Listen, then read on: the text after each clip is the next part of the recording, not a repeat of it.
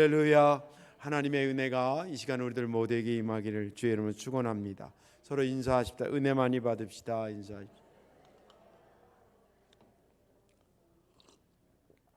말씀의 제목 한번 따라합시다. 일어나라 함께 가자 하십니다. 아멘. 교회를 비롯해서 모든 공동체의 생명은 합심해서 마음을 합쳐서 함께 걸어가는 것입니다. 가정도 식구들도 그렇고 회사도 그렇고 특별히 신앙 공동체요 구원 공동체인 이 교회가 합심해서 함께 걸어가는 것이 없으면 교회는 죽는 것입니다. 제가 감리교 신학대학을 82학번으로 들어갔다 그랬잖아요. 그때 들어갈 때 이제 문교부 정책이 바뀌면서 저희 1년 선배에서부터는 170명을 뽑았고 저희 때는 감신 역사 이래로 312명을 뽑았습니다. 신학과하고 기독교 교육학과를 두 과를 뽑았는데 312명을 뽑았습니다. 그리고 또 그 다음부터 조금씩 또 줄었어요. 그래서 저희가 입학할 때 80학번들이 3학년이기도 하고 4학년이기도 하고 뭐 그러셨는데 이 선배 형들이 돌대가리들만 들어왔다고 얼마나 무시하고 그런지. 왜냐하면 감신 역사에 그때까지 50명씩 항상 와서 전교생들이 200명을 넘지 않은 학교인데 한 학년이 300명이 들어왔으니까. 그래서 82년도에 들어온 애들이라 그래서 똥파리라고 그랬어요. 똥파리. 그래서 집단 서러움을 많이 받고 이렇게 학교 생활을 했습니다. 물론 개인적으로 선배들이 나쁘다는 건 아니지만 아무튼 그랬습니다. 그리고 세월이 흘러서 이제 학교 졸업하고 30 몇 년씩이 다 지난 다음에 지금은 그 똥파리로 불렸던 저희 학번이 금파리가 됐습니다. 여러 가지 요인이 있는데 그중에 한두 가지를 소개를 하면 이런 것입니다. 한 15년 전인가 우리 파리 동기 중에 하나가 베트남의 선교사로 지금도 사역하고 있는 선교사가 있는데 그 사람은 비교적 빨리 베트남에 갔습니다. 근데 이 양반 사역은 신학교 사역이고 이제 지역 교회를 섬기는 사역인데 하도 누가 좀 부탁을 하고 또 베트남의 지리를 뺏어가게 하니까 부탁해가지고 탈북민을 베트남으로, 그러니까 이제 북한에서 탈북해서 중국 거쳐서 중국 남쪽으로 쭉 내려오면 베트남하고 연결되거든요. 그거를 좀 인도해서 베트남으로 이렇게 미리크하는 거죠, 말하자면. 그걸 좀 도와달라. 그래가지고 돈 받고 하는 게 아니라 생명 걸고 그 사람들 신앙 생활하게 하기 위해서 탈북인들을 도와준 것이 베트남 공안한테, 경찰한테 걸린 거예요. 그래서 감옥에 투옥이 됐어요. 자기가 주관한 것도 아니고 도와달라 해서 할 수 없이 도와줬다가 그렇게 걸려든 겁니다. 그것이 이제 동기에 연락이 돼가지고 모금을 하고 그리고 감리교 선교국에 연결이 돼가지고 이제 교단적인 어떤 그런 국가적인 힘을 얻어서 또 그 교단적으로 파송을 하고 동기 회장이 모금한 돈 가지고 이제 보석금이라 그러잖아요. 그걸 갖다 지불하고 풀어주고 그렇게 해서 재판까지 잘 끝나가지고 지금도 사역을 하고 있습니다. 그때에 이제 감리교단 안에서는 상당히 큰 이슈가 됐던 것입니다. 그래서 선교사가 이렇게 했는데 걔가 82학번인데 82학번 애들이 십시일반 모여가지고 해가지고 석방해서 지금도 사역하게 한다. 그렇게 평이 났어요. 그리고 또 얼마 전에는 저희 동기 목사가 필리핀 선교사로 있다가 한국에 들어와가지고 성남에 필리핀 근로자들이 많이 와 있는데 그 사람들 중심으로 한 외국인 교회를 세운 겁니다. 열방교회라고. 근데 그 교회가 빌딩에 이제 2층과 3층을 이제 그 임대를 얻어서 월세를 얻어서 하는데 어느 날 2층이 홀딱 탔어요. 불이 나버렸어요. 그래가지고 저도 그 친구랑 아주 친한 친구라서 이렇게 얘기하고 또 동기회장한테 이거 사진 올려서 좀 동기들한테 이렇게 광고도 좀 하고 그래야 되지 않겠냐. 그러니까 그 동기회장이 하는 말이 올려야지. 그리고 우리 파리의 학번 그 동기들 카페에 한번 이렇게 좀 너무 힘들다 이런 사건이 있어가지고 올리면 삽시간에 한 돈 1,000만 원이 모아진대요. 센 거예요, 안 센 거예요? 월급으로 보면 200만 원 받는 사람이 5개월 동안 벌어야 될 거 하나도 안 쓰고 모아들더니 삽시간에 모아진다는 거예요. 그래서 저희도 그때 저희 교회 불과 한 2달 전이죠. 저희 교회에서도 좀 내고 저도 좀 내고 또 선교부장이 좀 이렇게 하고 해가지고 50만 원 보냈어요. 그런 교회가 10명만 있으면 500만 원 되는 거예요. 몇 명이 입학했다고? 아무튼 자기랑 관심 없다고 대충 들어요. 300명 정도가 입학을 해가지고 목회를 한 200명 정도 하고 있으니까 십시일반 해가지고 10만 원씩만 내도 2천만 원이고 그냥 반만 내도 1,000만 원이에요. 그러니까 이거가 다른 동기 애들이 단합이 안 돼서가 아니라 거기는 단합이 다 돼도 50명밖에 안 되잖아요. 근데 여기는 확 모였다 그러면 몇백 명이니까 그래서 똥파리라는 명찰을 내려놓고 금파리라는 명찰을 다 붙였습니다. 공동체는 4분 오열되면 의미가 전혀 없습니다. 함께 한 마음을 가지고 한 곳을 향해 갈 때에 공동체의 생명은 일어나는 것입니다. 그래서 주님께서 제자들에게 일어나라 함께 가자라고 말씀하신 것입니다. 오늘 본문에 있는 말씀은 예수님께서 십자가에 달리시기 전날 밤의 사건입니다. 다락방에서 제자들의 발을 씻겨주시고 성찬식을 하시고 그리고 그 제자들에게 고별 설교를 하시고 이제 가자. 그래서 어디로 가냐면 겟세마네 동산으로 기도하러 가셨습니다. 이것은 예루살렘 성에서 동쪽에 계곡이 있고 계곡을 지나서 동쪽으로 더 올라가는 비탈이 올라가는데 그 올라가는 동산이 겟세마네 동산입니다. 그래서 거기서 이렇게 보면 예루살렘이 이렇게 보이고 밑에가 이렇게 골짜기가 있고 그렇게 되어 있는 구조인데 거기에 올라와서 제자들과 이제 기도하기 시작했습니다. 제자들한테 몇몇 제자들은 여기 있으라 그러고 베드로와 세베대 아들 2명, 3명을 데리고 주님께서 기도 장소에 들어가서 그 3명한테 이렇게 얘기를 합니다. 지금 내가 죽게 돼서 그렇죠? 주님은 아시는 거예요. 그날 밤에 체포돼서 다음날 죽는 거예요. 그러니까 내가 죽게 돼서 마음이 많이 힘들다. 그러니까 너희들 함께 좀 기도해 달라고. 그렇게 이제 부탁을 하고 멀찌감치 이렇게 떨어져서 기도를 한참 하다가 주님께서 들어보니까 기도 소리가 안 들리는 것 같았나 봐요. 그 일어나서 이렇게 제자들이 와서 있는데 이렇게 기도하는데 와서 봤더니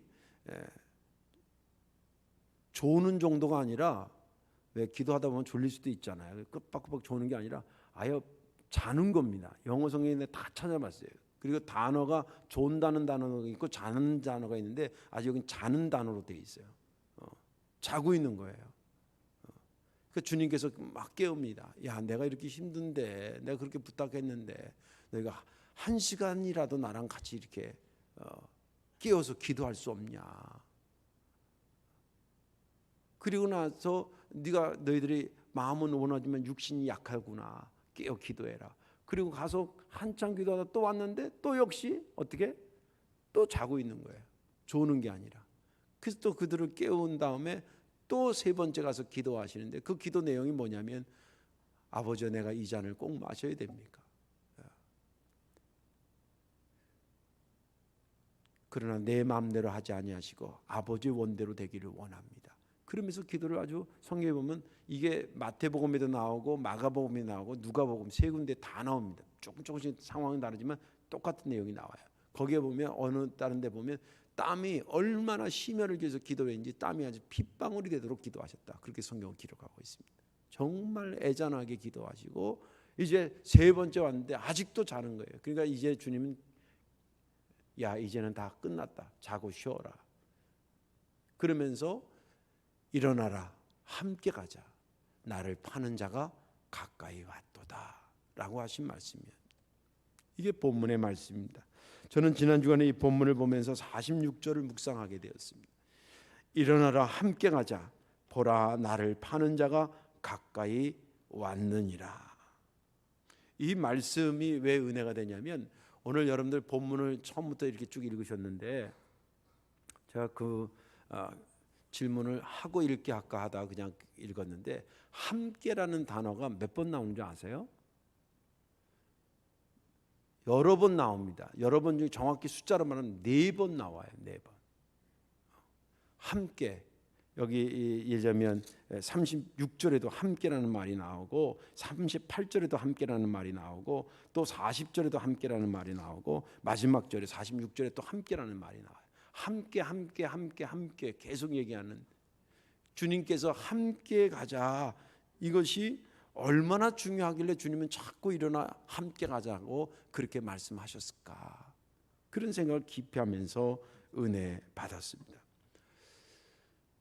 오늘 이 말씀 여러분들 들으시고 주님께서 제자들에게만 일어나 함께 가자 그러는 것이 아니라 저와 여러분들에게도 일어나라 함께 가자라고 말씀하고 있음을 기억하시고, 그런 거룩한 요청에 예 아멘 제가 함께 일어나 가겠습니다 라고 고백하는 저와 여러분들 되시기를 주님의 이름으로 축원합니다. 예수님은 무엇을 위해 함께 가자고 하셨을까? 예수님은 무엇을 위해 함께 가자 그랬을까? 그 첫째는 생명 살리는 역사를 위해 함께 가자고 하셨습니다. 생명 살리는 역사를 위해서 함께 가자. 오늘 본문에 보면 아까도 말한 것처럼 함께라는 단어가 4번 나옵니다. 근데 그 함께라는 말을 할 때 살리는 것에 대한 것으로 반드시 연결이 돼 있어요. 예를 들면 36절에 예수께서 제자들과 함께 겟세마네라 하는 곳에 이르러, 여기 뭐 하러 갔냐면 기도하러 간 거예요. 왜 기도하러 간 거예요? 이제 내일이면 주님께서 십자가 달려들어서 온 인류를 살리는 거예요. 그거를 위해서 기도하는 거예요. 예를 들면 우리가 부흥회를 앞두고 기도 준비하잖아요. 부흥회는 우리를 살리는 거예요, 죽이는 거예요? 살리는 겁니다. 살리는 것을 복되게 되게 하기 위해서 그 전주에 여러분들 우리가 기도하고 준비하는 것처럼 예수님의 십자가의 사건은 온 인류를 살리는 사건이에요. 그것을 위해서 함께 기도하러 가신 겁니다. 겟세마네 동산에 소풍 간 게 아니잖아요. 또 38절에 보면 내 마음이 매우 고민하여 죽게 되었으니 너희는 여기 머물러 나와 함께 깨어 있어라. 제가 언제도 한번 얘기했지만 예수님께서 왜 그 십자가 지기 전에 정말 힘들어하고 땀 흘리고 심지어는 핏방울이 되도록 아버지 제가 이걸 꼭 마셔야 됩니까? 이런 아주 애잔한 고백을 하도록 하나님 그렇게 허락하셨을까? 예수님은 철저하게 인간으로 오셨기 때문에 인간의 죽음에 대한 본능적인 두려움 그분이 그대로 갖고 계셨거든요. 지금 내일 십자가에서 의미로는 온 인류를 살리지만 그 십자가를 진다는 건 내가 내일 죽는다는 건데, 여러분들 내일 내가 죽는다고 생각하면 오늘 즐거울 사람이 누가 있겠어요?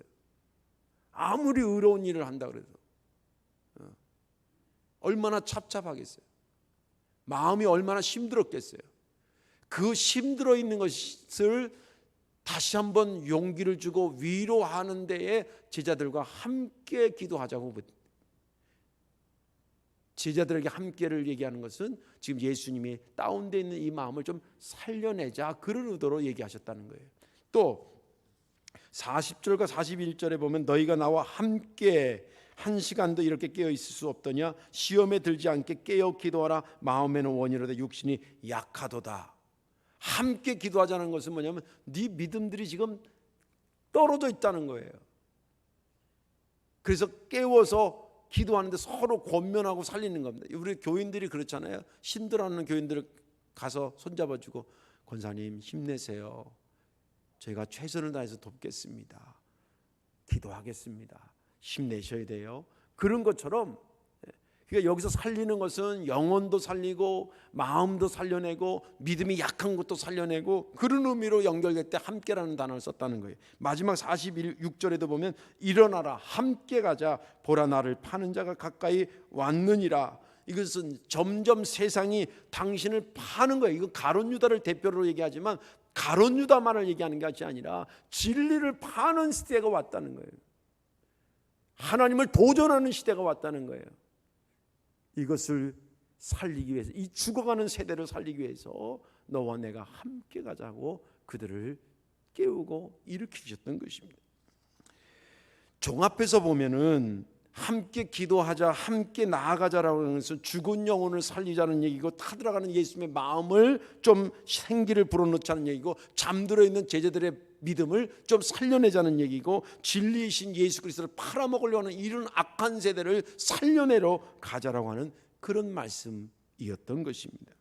그런데 하나님께서는 이 생명 살리는 역사를 혼자 주구장창 쫙쫙 해가시면 되는데, 하나님의 방법은 그런 방법도 있지만 혼자 해가시는 방법이 있는가 하면, 주로는, 제가 볼 때는 주로는 하나님의 사람, 믿음의 사람과 함께 이 일을 추진해 가는 것을 많이 발견하게 됩니다. 하나님께서 혼자 하시는 것은 창조하시는 거라든지, 그 다음에 창조한 것을 보존하시는 것이라든지, 그 다음에 예수님의 십자가와 부활 같은 거는 우리가 어떻게 도와드릴 수가 없는 거잖아요. 그런 것을 하신다든지, 바울 같은 사람을 변화시켜, 사울 같은 사람을 변화시켜 바울 만든다든지, 이런 기적의 역사들, 이런 것들은 하나님께서 주도적으로 혼자 하시지만, 나머지 것에 대해서는 생명 살리는 일을 혼자 하시지 않고 믿음의 사람, 생명 얻은 사람들을 데리고 그 일을 해가신다는 거예요. 출애굽의 역사도 보시면 하나님이 혼자 하면 못합니까? 바울의 꿈에 나타나서 바울 몇 번만 들었다 놨다 하면 바울이 다음날 아침에 얼른 손들고 애굽에서 이스라엘 백성들을 출애굽시켰을 겁니다. 그런데 하나님은 그렇게 하지 아니하시고 모세와 아론을 부르시고 그 이후에 여호수아와 갈렙을 불러서 이스라엘 백성들을 인도하게 하셨습니다.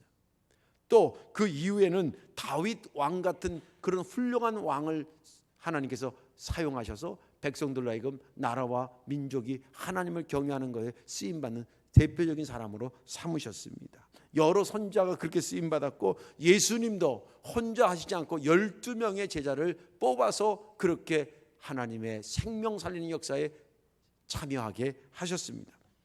이 시대는 저와 여러분들을 통해서 하나님이 생명 살리는 역사를 이어가고 계시는 것입니다.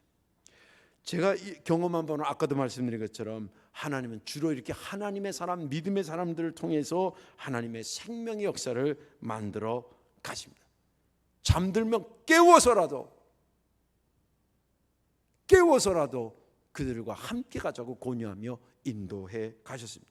오늘 본문에 읽은 그 46절에 일어나라 함께 가자라는 말씀도 가만히 보면 지금 이거 누구한테 얘기하냐면, 몇 번 내가 죽게 됐는데 함께 기도하자고 한 얘기를 들었는데도 불구하고 잠들어 있는 제자들한테 하는 거예요.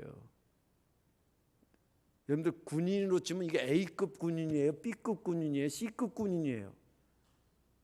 군대를 가봤어야지. 지금 내가 죽게 됐으니까 나와 함께 깨어 기도하자. 그런데 가서 왔더니 계속 졸아. 그러면 A급이에요, B급이에요, C급이요? C급 아니에요, C급. 안 자고 있는 사람이 A급, 까박까박 조는 건 B급, 아예 퍼대고 자는 건 C급. 근데 제자들이 지금 C급이에요. 그런데 그 제자들이라도 니네들이 비록 부족하고 C급이라도 생명 살리는 일에는 C급이 되면 안 된다는 거예요.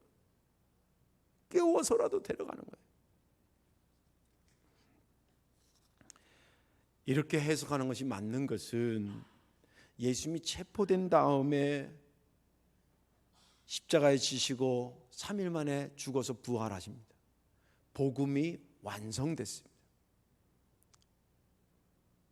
이 복음이 이제 진짜 생명 살리는 것으로 땅끝까지 증거되어야 될 시점이 왔습니다.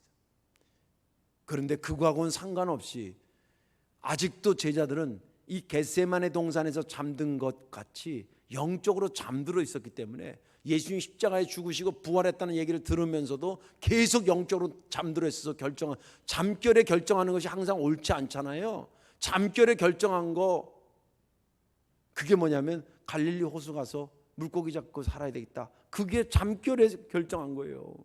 맨정신으로 정한 게 아니라. 그래서 갈릴리 호수로 갔더니 자기만 간 게 아니라 다른 사람도 같이 가서 거기서 다시 물고기 잡다가 예수님이 세상에 거기까지 찾아오시네. 나 같으면 욕을 한 바닥이 해주려고 찾아는 가도 거기 가서 베드로한테 그러잖아요. 네가 나를 사랑하느냐. 그것도 3번씩이나 물어요. 주님 사랑합니다. 사랑합니다. 그때마다 주님 뭐라 하냐면 내 양을 먹여라. 이거 살리자는 거 아니에요? 내 양을 살려내자. 생명 살려내자. 그리고 그들의 양심의 가책을 받아서 예루살렘에 모여서 기도하다가 성령 받으면 된다니까 모여서 기도하다가 성령 받게 되고, 그것이 초대교회 탄생이 되고 생명의 역사를 이끄는 그런 데가 된 것입니다. 예수님이 이토록 끈질기게 생명 살리는 것에 함께 가자고 제자들을 독려하시고 찾아가시고 권면하신 이유는 뭐냐면, 생명 살리는 것이 이 세상에서 이거보다 더 값지고 의미 있는 것이 없기 때문에 그렇습니다. 여러분들 잘 되는 것도 의미가 있고 건강한 것도 의미가 있지만, 가장 중요한 것은 살려내는 것이 가장 귀한 것입니다. 살려내면 하나님이 기뻐하시죠. 그리고 살림을 받는, 생명을 얻게 된 그 사람이 기뻐하죠. 그리고 살려낸 데 동참한 나도 기쁘다.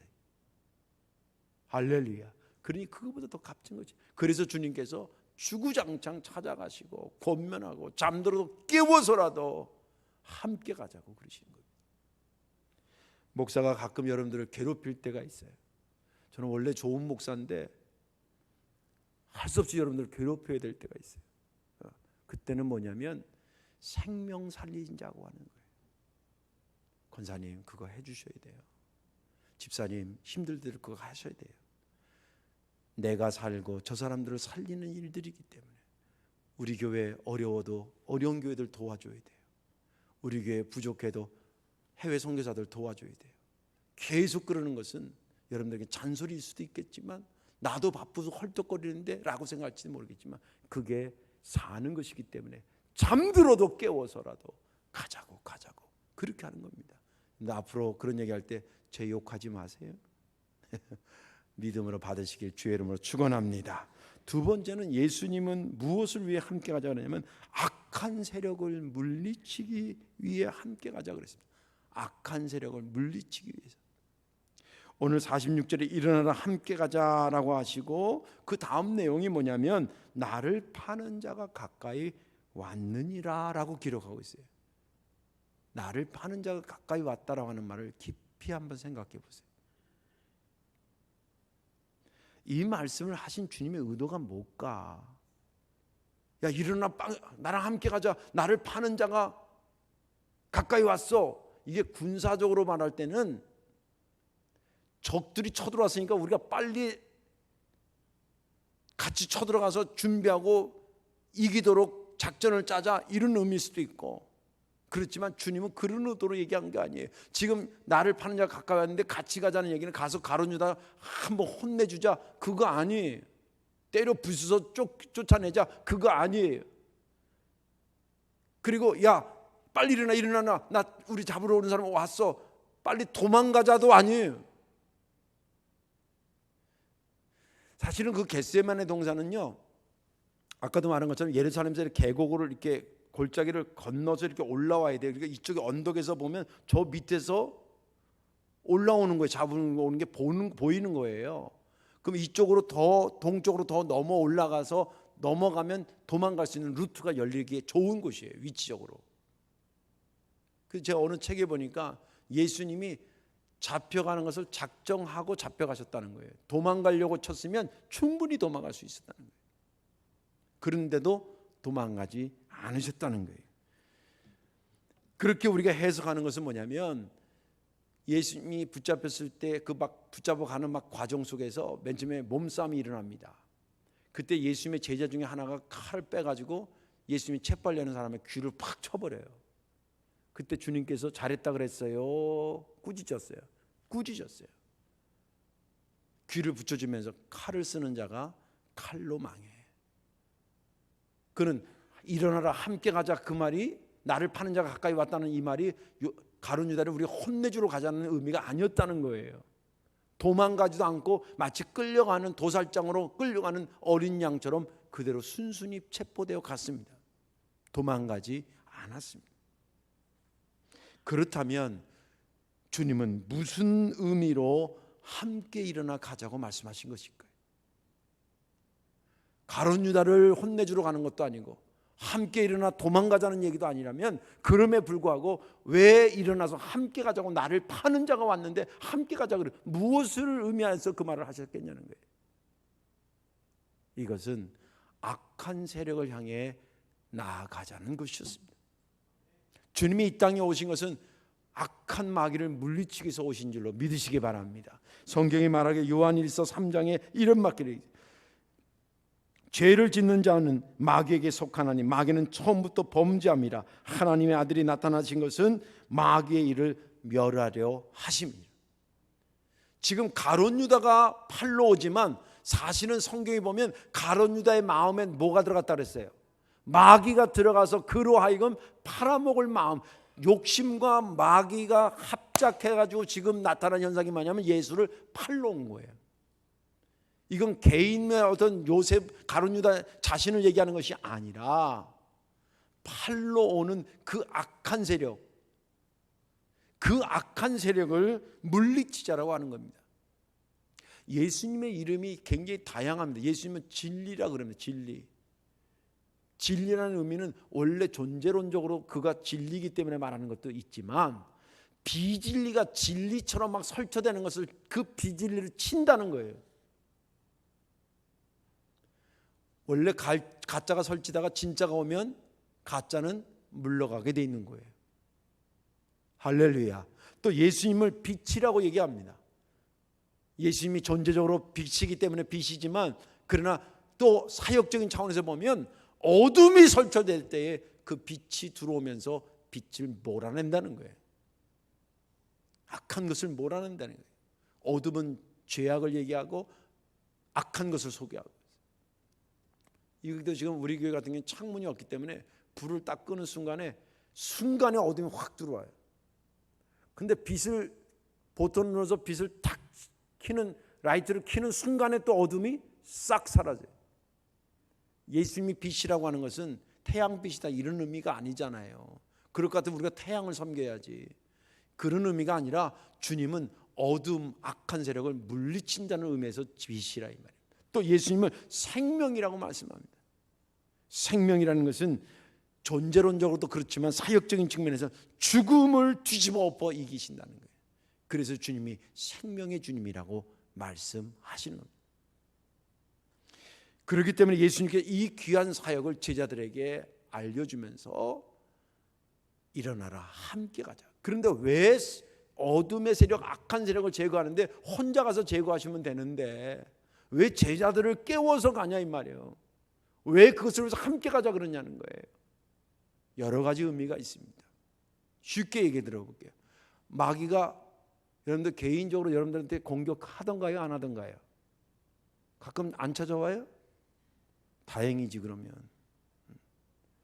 또 같이 사는 바람에 들어온 적이 없는 것 같은데 이미 같이 살고 있는 사람도 있을 수도 있어. 그래서 들어온 적은 없는데 이미 살고 있어. 악한 마귀가 예수님한테만 오는 거라면 일어나 함께 가자라는 말을 할 필요가 없을 거예요. 야, 내가 나한테 오니까 내가 쳐들어가서 저 박살내고 올게 그러면 되는데, 주님은 아시는 거거든요.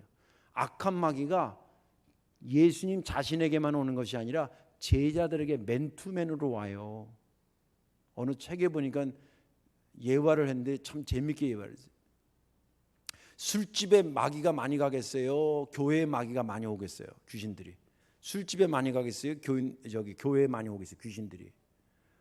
얼른 생각에는 술집에 많이 갈 것 같은데 그 목사님이 아니라는 거예요. 술집에는 한 명만 보내면 줄줄이 깨가지고 나오면 다 취해가지고 같이 따라가는데 한 마리만 가도.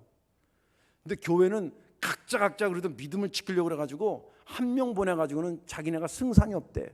그래서 이 창문 틀 같은데 마귀들이 다 앉아 있다는 거예요. 옆에 한번 보세요. 앉아 보이나.